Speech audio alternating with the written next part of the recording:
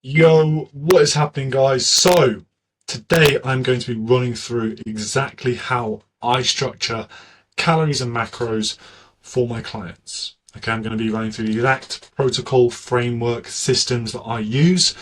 This is because I feel like so many blokes overcomplicate their nutrition. Okay, they don't have a systematic approach, they don't know what they're doing, and they've got way too much flexibility, way too much decision fatigue going on that's going to lead to inconsistency and therefore a lack of results.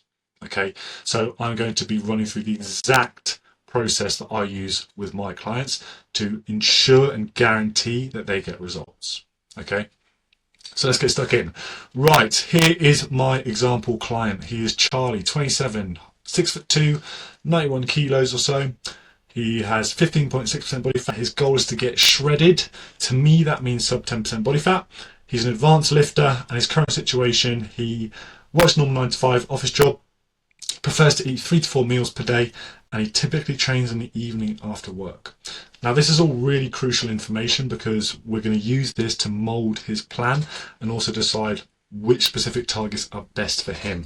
If you go in and use way too much of a generalistic approach that doesn't fit and suit your needs, your lifestyle, your data, then you're not going to get the results you want. Simple as that. Okay. So, in terms of a strategy, what I'm thinking here is because he is obviously an advanced lifter, he's sitting at a medium, moderate level body fat. What we need to do, first of all, before we push him into his deficit, because what we want to do when we're trying to get shredded is obviously be in a calorie deficit, the first thing we need to do is establish a baseline in terms of maintenance calories. So to do that, what we're going to do is go into a simple macro calculator. I've just got one off the internet, so you can all do this yourselves. Pop in your details. So we've got 27, 188 centimeters tall. We've done that conversion. 91.2 kilos. We're going to leave it at moderate exercise 4 to 5 times per week, and yeah, maintain weight. That's going to give us his macros. So yes, we've got 2867. Now we're going to ignore the rest because we're going to calculate our own more specific macronutrient targets based on the data. But in terms of calories, a rough estimate for the maintenance calories will be 2,867. So I'm just going to write that down. Cool. Right. From that, we're then going to pull up our calculator. So you can see what I'm doing here as well. So in terms of generating the other targets, what I've written here is, like I said, we're going to start with maintenance calories. To determine protein, we're going to be looking at 1 to 1.2 grams per pound of lean body mass. So what the hell is lean body mass? Lean body mass is the specific amount of weight or mass on your body that isn't fat. Okay, so that can be muscle, bone, all that kind of stuff. And we determine this by basically figuring out what the total mass is minus the body fat percentage. So to do that, we can do a quick, simple calculation. We can do 100 minus 15.6. So it's 84.4% of his mass is his lean mass. I'm going to divide that by 100. And then we're going to times that to his weight, 91.2. That is his lean mass. So lean body mass is 76.97. We'll just round up to 77 kg just to make things easier. Cool. So what do we do from there? In terms of determining protein, what we need to be doing is, I've just closed that calculator. Gonna need that. Bring that back. AC that. Cool.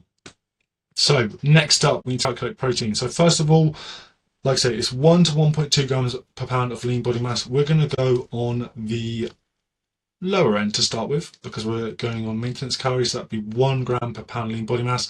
So we're going to get his lean body mass, which is 77 kilos. To convert that from kg to pounds, you do a rough multiplication of 2.2. So that's his lean body mass in pounds. And therefore, we're going to need 169 grams of protein because we're doing 1 gram per pound of lean body mass.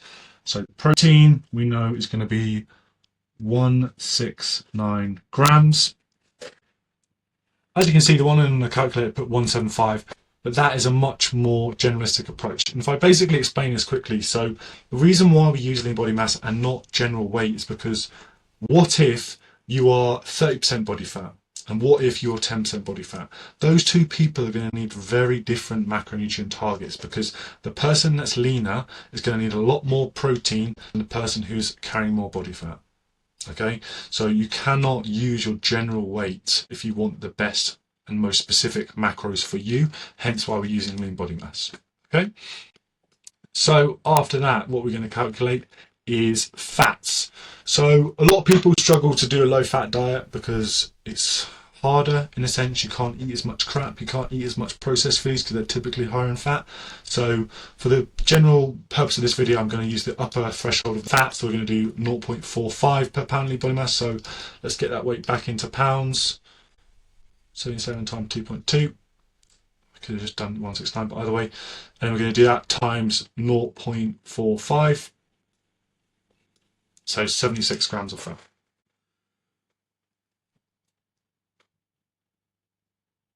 And in terms of carbohydrates, we just calculate this by the remaining calories. Okay, so we've got, what's that? 169 grams of protein.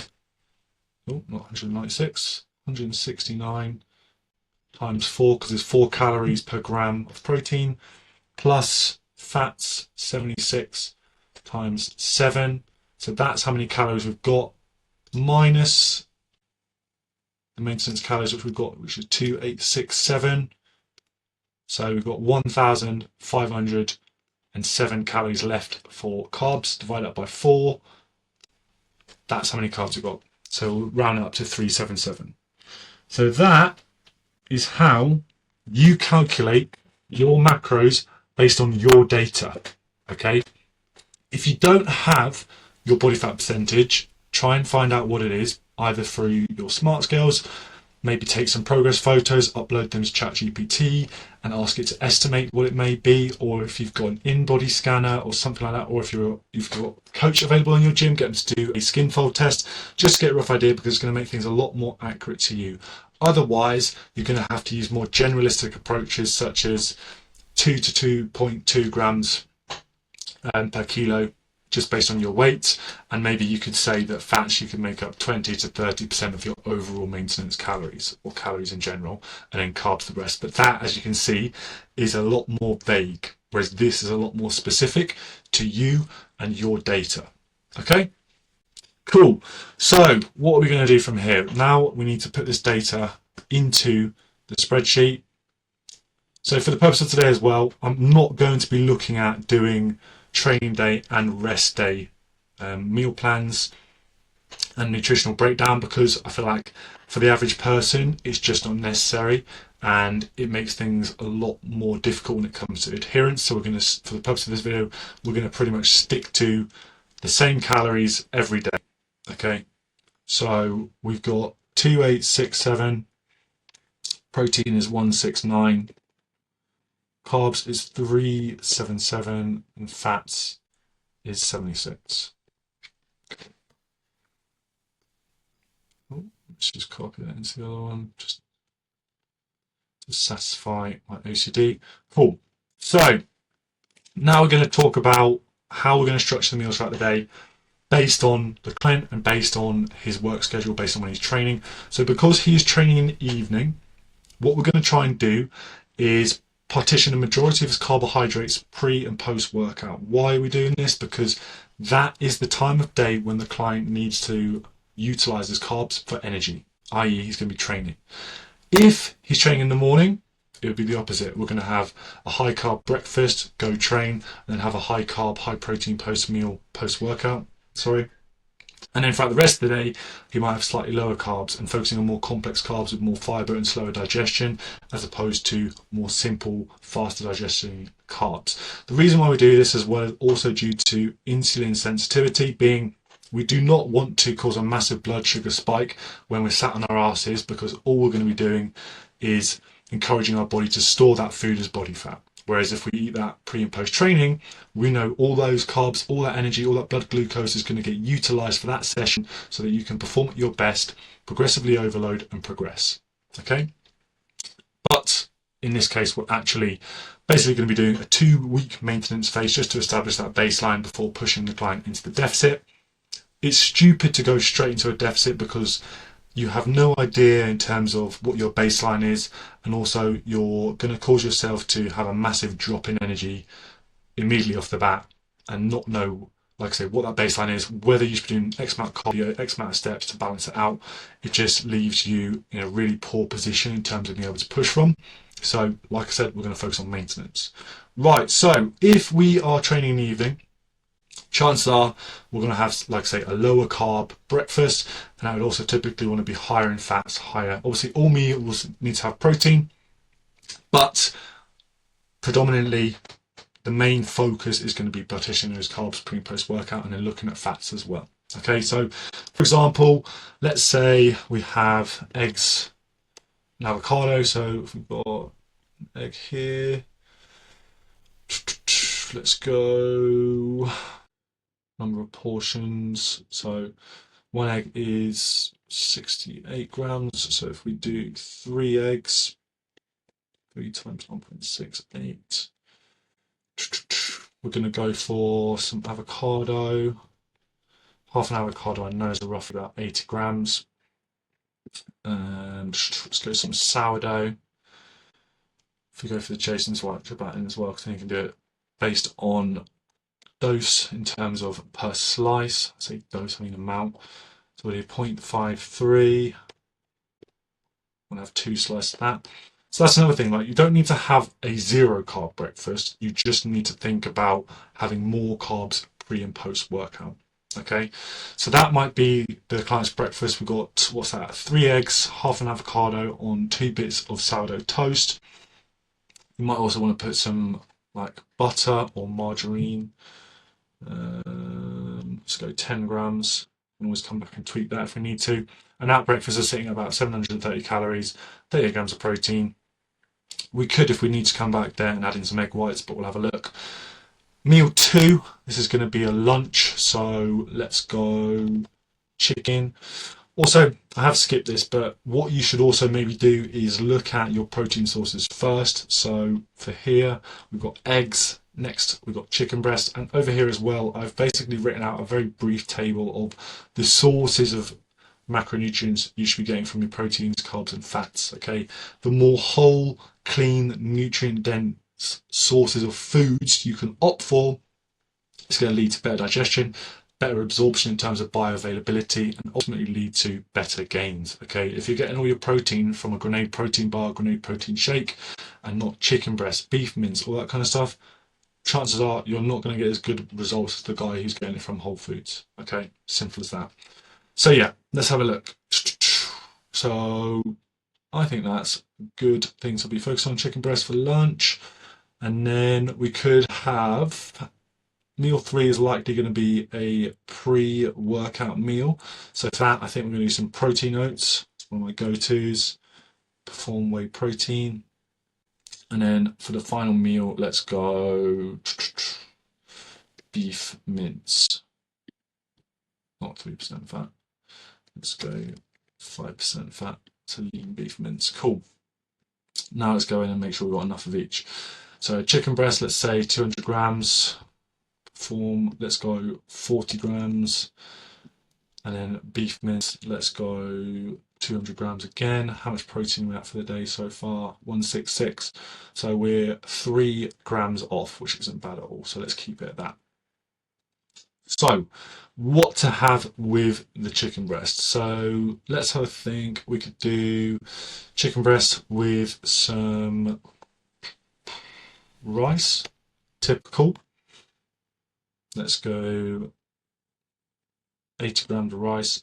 What carbs for the day? 377. And like I said, we're trying to make sure we eat enough carbs, but we're trying to use the majority of our carbs pre and post workout. So for here, if we're going oats, this is where we're going to have, let's go quick raw oats, we're going to have a lot more carbs to utilize. So we go 120 grams of oats, and then we go with some milk. Let's go semi-skim milk. Let's put that 200 ml. We have a banana with that as well. 100 grams of banana. The typical banana is actually about 1.2. With the chicken and the rice, let's go with some onion, red onion, bell pepper. We'll go 100 grams of red, no, so 50 grams of onion, 100 gram bell pepper. And then if we go some tomato,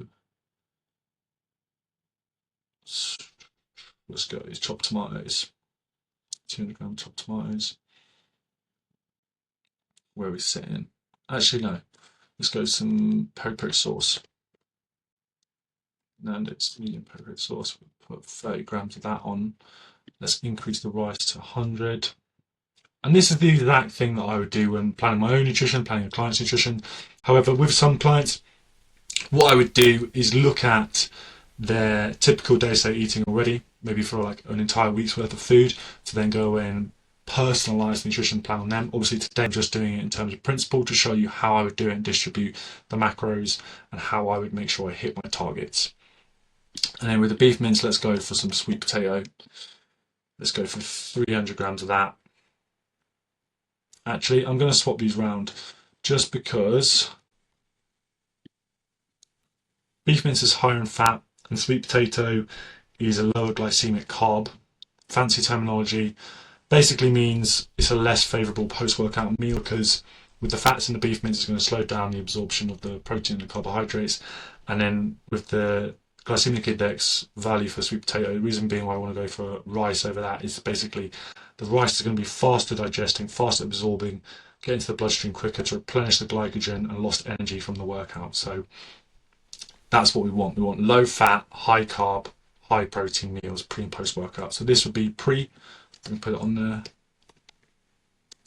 there. Pre-workout. 2.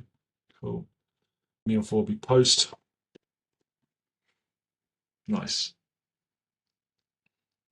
Beef mince, sweet potato. We're going to go for some veg. We'll go some broccoli. Let's go 150 grams of that. So yeah, how are we sitting at the moment?